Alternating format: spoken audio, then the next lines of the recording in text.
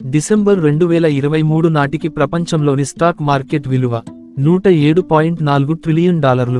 స్వీడన్లో condom అంబులెన్సులు ఉంటాయి.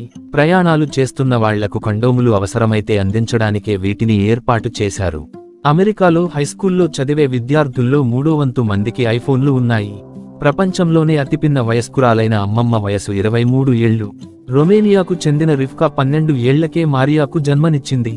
మారియాకు 11 ఏళ్ల వయసులో కొడుకు పుట్టాడు. రిక్టర్ స్కేలుపై 5 లేదా అంతకంటే ఎక్కువ తీవ్రత ఉన్న భూకంపాలు 2012లో ప్రపంచవ్యాప్తంగా సుమారు 600కు పైగా వచ్చాయి.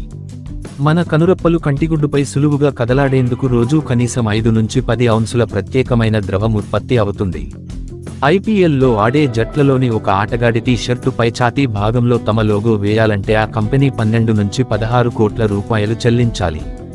అదే హెల్మెట్ మీద చిన్నగా కావాలనుకుంటే కనీస స్పాన్సర్షిప్ ₹1